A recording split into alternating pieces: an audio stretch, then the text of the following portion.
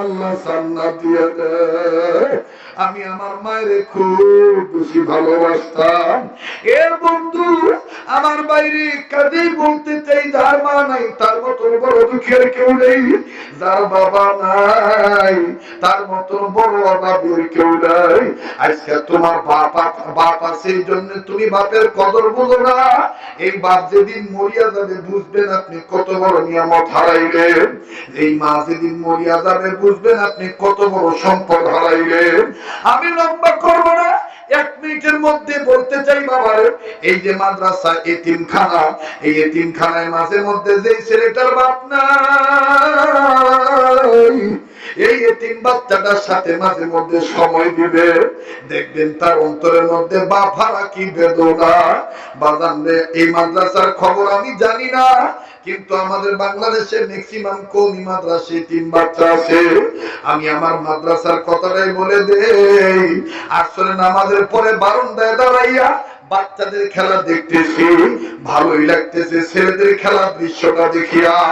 বাগানে নজর করিয়া দেখি এই বাচ্চাটার আমার বন্ধুরে এক ছাত্রের বাবা কয়েকটা বিস্কিটের প্যাকেট নিয়া, কয়েকটা ফল ফ্রুটের প্যাকেট নিয়া বাচ্চার সাথে সাক্ষাৎ করার জন্য আসলো। বাচ্চাটা বাপকে দেখিয়া ছাত্র ভাইদেরকে ডাক দিয়ে বলতেছে, ভাইয়া আমি আর আজকে খেলবো না, ওই যে আমার আব্বু আসছে, আমি আমার আব্বার কাছে যাব। ধুলাবালি কোন মতন ঝাড়িয়া এই ঘামান্ত অবস্থা দুর্গন্ধ শরীর লইয়া বাপের কাছে যখন হন হন করে ছুটে চলল, বাপ এমন সন্তানের পাগল, ধুলাবালির দিকে দেখলো না, বাবা সন্তানটাকে জড়ায় ধরল, আব্বু আব্বু বলে চুমা দিল। আমি আল্লাহর কাছে বললাম, আল্লাহ কত বড় নিয়ামত, বাপও নিয়ামত, সন্তানও নিয়ামত। এ বাবাজি, এই দৃশ্যটা দেখতে দেখতেই হঠাৎ করে আর একটা বাচ্চা ছেলে আমার সামনে বারান্দার গ্রিল ধরলো, ধরিয়া ওই বাপ বেটার আদরের দৃশ্য দেখে আর চোখের পানি ছাড়িয়া চিৎকার দিয়া কান্দার ডাক দিয়ে বলে, আল্লাহ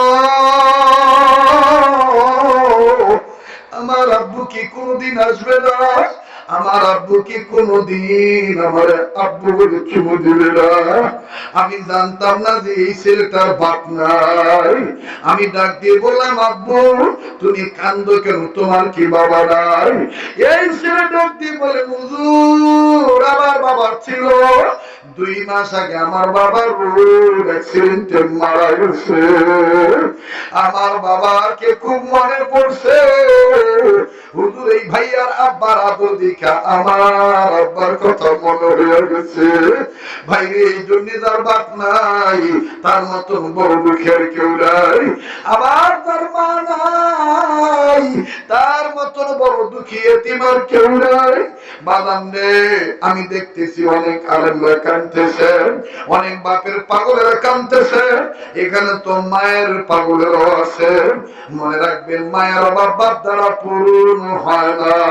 আমি জানি না বাদাম কার মা নাই, কান্না না আসলো মায়ের জন্য তুমি কান্দো, আল্লাহ দয়া মায়া করে তোমার মায়ের কবর আযাব মাফ করিয়ে দিবে, কবরটা জান্নাত বানিয়ে দিবে। একটু মায়া লাগা ডাকতেন না, বলেন না আল্লাহ, দেন না মায়ের পাগলেরা, বলেন না আল্লাহ। এ বন্ধু, মাদার দুনিয়া নাই, তার মতন বড় এতিম আর কেউ নাই, তার মতন বড় দুঃখের কেউ নাই। যেটা আপনারা আমার বয়ানটা ইন্টারনেট থেকে, ইউটিউব থেকে বারংবার আপনারা শুনছেন, ওই কথাটাই শুধু আমি আপনাদেরকে একটু টাচ দিয়া বলিয়া দিতে চাই। বাবার মা যে কত বড় নিয়ামত, আল্লাহু আকবার।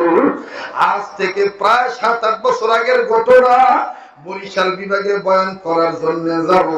বাগান এখন তো পদ্মা সেতু হয়েছে, আমার বন্ধুগণ তখন পদ্মা সেতু ছিল না, তখন কাজ কেবল আমার বন্ধুগণ হাঁটি হাঁটি পা পা করে আগাইতেছে। ফেরির মধ্যে গাড়িটা তুললাম, আমার গাড়ির পিছনে আরো অনেক গাড়ি বাই সিরিয়াল উঠলো। এ বন্ধু অ্যাম্বুলেন্স উঠলো, কিছু অ্যাম্বুলেন্স রুগীর গাড়ি, আবার একটা অ্যাম্বুলেন্স দেখলাম দুই সাইডে লেখা লাশবাহী গাড়ি। অ্যাম্বুলেন্সের সামন সাইডে লুকিং গ্লাসের গোড়ায় দেখলাম বাদান লাল কাপড় নিশানা টাঙ্গানো। এই লাল কাপড় দেখিয়া বুঝতে বাকি রইল না এই গাড়ির মধ্যে লাশ আছে, কিন্তু মহিলার লাশ না পুরুষের লাশ বাদাম আমার জানা নাই। আমি এই লাশের জন্য দোয়া করে দিলাম। দোয়া করিয়া কেবলমাত্র যখনই গাড়িতে উঠলাম, ফেরির মধ্যে আমার ভাইরা গাড়ি যখন লোড হইয়া গেল, ফেরি তো ব্যাগডালা তুলল। এবার বাদাম রে, অনেক গাড়ি তো স্টার্ট বন্ধ রাখে, আমার গাড়ি স্টার্ট বন্ধ, কিন্তু স্টার্ট বন্ধ করার আগে পিছনের গ্লাসটা নামাইলাম, বাহিরের উন্মুক্ত হাওয়া গ্রহণ করব। এই বাহিরের উন্মুক্ত হাওয়া গ্রহণ করার জন্য যখন গ্লাস নামাইলাম, আমার বন্ধুরে পিছন থেকে ওই লাশবাহী অ্যাম্বুলেন্স থেকে একটা বাচ্চার করুণ চিৎকারের আওয়াজ আমার কলিজায় লাগলো। এত মায়া করে কান্দার ডাক দিয়ে বলে, আব্বু, ওই আব্বু, আমি আমার আম্মুর কাছে যাব, দুধ খাবো। আমার আম্মুকে তুমি কাঠের বাক্সে ভইরা রাখছো কেন? ও আব্বু, আমি আমার আম্মুর কাছে যাব, আমি আমার আম্মুর দুধ খাবো। বাজান রে, এই আওয়াজ শোনার পর আমার বুঝতে বাকি রইল না, এই বাচ্চাটা বোঝে নাই যে তার মা দুনিয়া নাই। সময় যতই যায় তত এই বাচ্চাটা জোরে জোরে চিৎকার দিয়া কয়, আব্বু,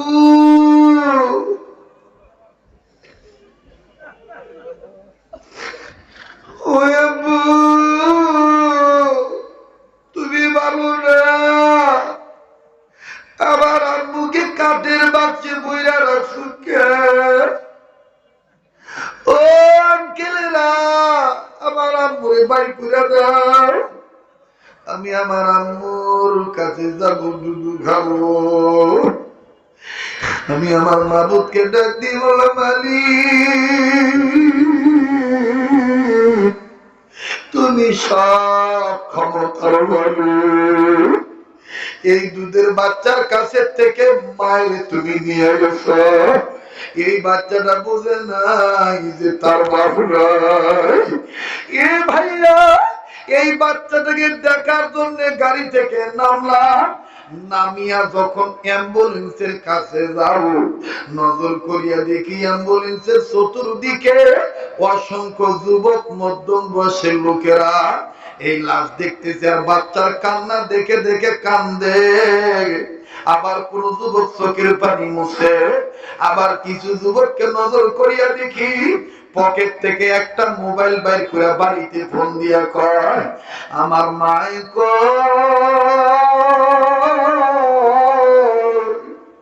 আমার মায়ের দেখে রাখো, আমার মা মরিয়া গেলে মা পাবো না। বাড়ি থেকে জবাব চায়, কেন আজকে পাগলামি করতেছে? লোকটা কান্দার বলে, আজকে দেখলাম আমার আল্লাহ কি না পারে, আজকাল নজর করিয়া দেখি একটা দুধের বাচ্চার মা মরিয়া গেছে, বাচ্চার বুঝেই নাই যে তার মার কোনদিন তারে দুধ দেবে না। এ বন্ধু, আর সামনে আগাইতেছি, এই দুধের বাচ্চারা খালি চিল্লা চিল্লা বলে, আম্মু, আম্মু, আমি দুধ খাবো, আম্মু, আমি তোমার কাছে যাব। বাদানা আমারে দেখিয়া পরিচিত ফেসবুক থাকার কারণে লোকগুলো আস্তে করে সাইড হইয়া গেল। আমি অ্যাম্বুলেন্সের কাছে চলিয়া গেলাম, উকি মারিয়া নজর করিয়া দেখি কি যে করুণ চিত্র। বাপের কোলে বাচ্চাটা বসিয়া বসিয়া কান্দে, বাপের কোলের কাছে কত ফল ফ্রুট, কত জুস, কত পানি, পটেটো প্যাকেট। যখনই কয় দুধু খাবো, আব্বাই কান্দার ডাক দিয়ে কয় নেও পটেটো খাও। বাচ্চাটা পটেটো ফালা দিয়ে কয় না, আমি আমার আম্মুর কাছে যাবো, আমি পটেটো খাবো না। এ বন্ধু, বাচ্চার কান্না শুনতেছি, নজর করিয়া দেখি মায়ের লাশের বাক্সের উপরে পায়ের কিনারের কাছে আরো দুইটা ফুটফুটে কন্যা সন্তান, ছোট্ট দুইটা মেয়ে। মায়ের লাশের বাক্সের উপরে এরকম করে মাথাটা নোয়া দিয়া এইভাবে মায়ের বাক্সটা ধরা ধরিয়া কয় আম্মু, আম্মু মরিয়া গেলে কি মেয়েদের সাথে কথা বলতে পারো না? আম্মু এইভাবে পাগলের মতন দাদু বাড়ি যাবো, তুমি না আমার চুল বেঁধে দাও। বাদান এই মেয়ে দুইটা বোঝে নেই যে তাদের মা মরিয়া গেছে। ওই মেয়ে দুইটার কান্না দেখে আবার কখনো এই বাচ্চাটা ডাক দিয়ে বলে আব্বু, আমি আমার আম্মুর কাছে যাবো, দুধু খাবো। বাপটা আমার ভাইরে বুঝে আর সান্ত্বনা দিয়া বুকের সাথে মাথা লাগায় বলে তোমার আম্মু নাই, তোমার আম্মু মরিয়া গেছে, তোমার আম্মু আর কোনদিন দুধ দিবে না। এই কথা বলা মাত্রই এই দুধের বাচ্চা রাগ হইয়া বাবারে এত করে কসমস করিয়া কামড় দিয়ে ধরলো, এত করে কামড় দিল বাগান রে, বাপের চেহারা কালো হইয়া গেছে, বাপের চেহারা কালো হইয়া গেছে। নজর করিয়া দেখি বাবার বিভিন্ন জায়গায় কামড়ের দাগ, বিভিন্ন জায়গায় জামা ছিঁড়া, চেহারার বিভিন্ন জায়গায় খামচির দাগ। এই বাচ্চাটা বাপের নাক মুখের মধ্যে আঙ্গুল ঢুকায় সারা দিছে, বাপের নাক থেকে রক্তগুলি ঝিরি ঝিরি ঝির ঝির করে পড়ে, বাপের চেহারা কালো হয়ে গেছে। বাপ বিরক্ত না হইয়া কান্দার কয় আল্লাহ, আমি এই মা বড় বাচ্চাদেরকে নিয়ে কই যাইব আল্লাহ, এদেরকে আমি কেমনে বুঝাই যে এদের মা মরিয়া গেছে। বাজান রে, ভাবছিলাম হয়তো বা ছেলে মেয়েকে কোনো আঘাত করবে, কাজেই সান্ত্বনা দিয়ে বললাম ভাই বিরক্ত হয়েন না, আপনার বাচ্চাগুলি বুঝে নেই যে এদের মা মরিয়া গেছে। লোকটাকে কথা বলা মাত্রই লোকটা কান্নার জোর আরো বাড়ায় যায়, কান্নার জোর বাড়ায় দিয়া বাচ্চার মুখ থেকে চামড়াটা ছুটে গিয়া নিজের বাম হাতের কাপড় উঠে কয় হুজুর এই দেখেন আর কত সহ্য করা যায়। নজর করিয়া দেখি জায়গায় জায়গায় রক্ত কালো হয়ে গেছে। বাজান রে, ঘাড়ের কাছে এমন ভাবে কামড় দিয়া বাবার দিছে, কানের কাছে রক্ত কালো হয়ে গেছে, নাক দিয়া রক্ত পড়তেছে। লোকটা কান্দার ডাক দিয়ে বলে হুজুর, গতকালকে থেকে আমার কামড়ানো শুরু করছে, যখনই বলি তোদের মা নাই তখন আমার এইভাবে কামড়ায়। হুজুর আর কত সহ্য করা যায়? আপনারা তো জানেন মানুষের দাঁতের কেমন বিষ, কেমন যন্ত্রণা। হুজুর আমার বুকটাও কামড়ায় কিছু রাখে নাই। হুজুর আপনাদের কাছে একটা দোয়া চাই, আপনারা দোয়া করবেন আল্লাহ যেন কোনদিন